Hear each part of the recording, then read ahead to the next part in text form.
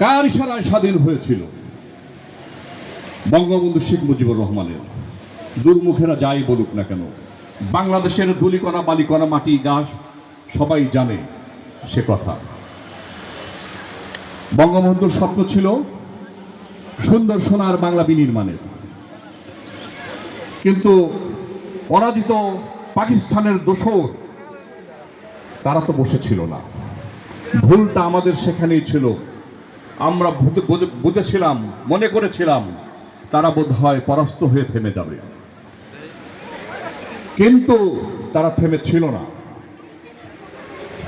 তারা সুযোগ বুঝে বঙ্গবন্ধু শেখ মুজিবকে, তার পরিবারের সকল সদস্যকে সারা বাংলাদেশের মানুষের কাছে বিচ্ছিন্ন করার জন্য একের পর এক অপবাদ দিতে থাকে।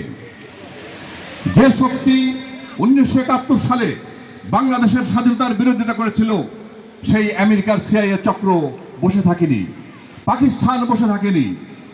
তারা ঘাপটি মেরে থাকা বাংলাদেশের পাকিস্তানের অনুচরদের একের পর এক অনুপ্রেরণা দিয়ে বঙ্গবন্ধুকে হত্যা করতে সফল হয়েছিল। দুঃখ সারা বাংলাদেশের মানুষের। আমরা হারিয়েছি জাতির পিতাকে, আমরা হারিয়েছি মহান নেতাকে, যিনি বিশ্বের কাছে, বিশ্বের দরদি মানুষের কাছে দরদি নেতা হিসেবে নিজেকে তুলে ধরতে পেরেছিলেন। প্রিয় বন্ধুরা আমার, আবার সামনে নির্বাচন, মাত্র 4 থেকে 5 মাস পরেই দ্বাদশ সংসদ নির্বাচন।